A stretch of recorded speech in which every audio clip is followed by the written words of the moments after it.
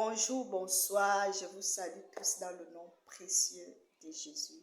Je voudrais partager cette parole avec toi en te disant, ne compromets jamais ta foi. Ne compromets jamais ta foi, quelle que soit la situation. Alors nous avons cette belle histoire dans le livre d'Esther.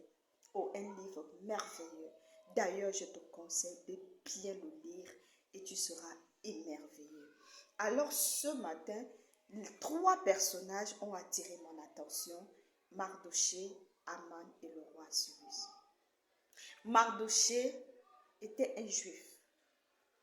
Ils étaient en esclavage. Et Aman était le premier ministre du roi. Et à chaque fois qu'Aman devait sortir, les gens devaient fléchir le genou. Mais la seule personne qui ne le faisait pas, c'était Mardochée. Et Aman l'avait déjà identifié. Aman l'avait même menacé. Mais Mardochée n'a pas compromis sa foi. Parce qu'il connaissait qui était son Dieu. Il savait qu'il avait une alliance avec l'Éternel.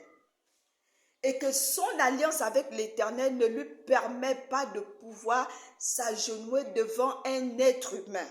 La seule personne devant qui il devait fléchir le genou, c'était devant le roi des rois, le Seigneur des seigneurs.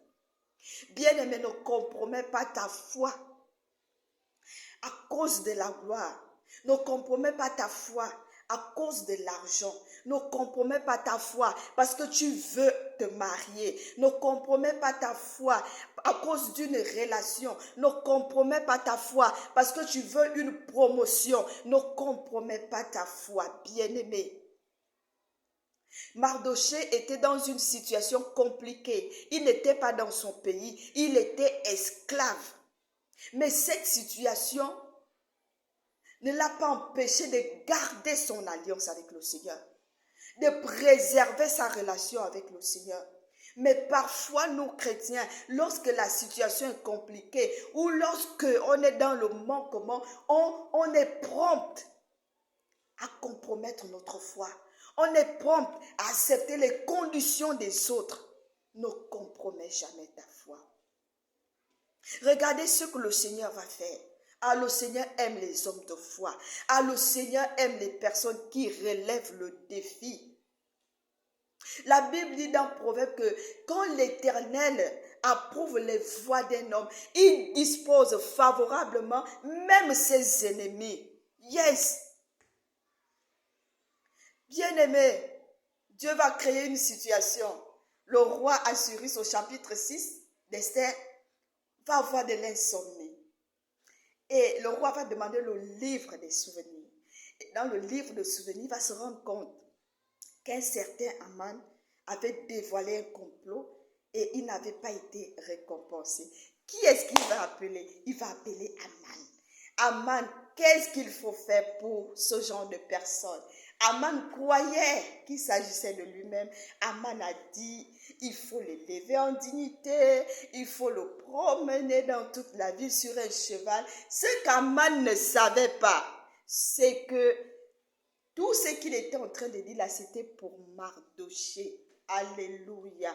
Quand l'Éternel approuve les voies d'un homme, il dispose favorablement même ses ennemis. Alors ne compromets pas ta foi. Celui qui te combat aujourd'hui sera celui qui va te conférer même l'élévation. Sera celui que Dieu va utiliser pour ton élévation. Ne compromets pas ta foi. Ne compromets pas ta foi. Aman est celui qui a promené Mardochée dans toute la ville, Mardochée sur le cheval. Alléluia. Ne compromets jamais ta foi. Et toi qui n'as pas encore accepté le Seigneur, je ne terminerai pas cette vidéo sans te dire, donne-lui ta vie, car les temps sont mauvais. Christ est déjà à la porte. C'est une décision que tu ne regretteras jamais. Dieu vous bénisse.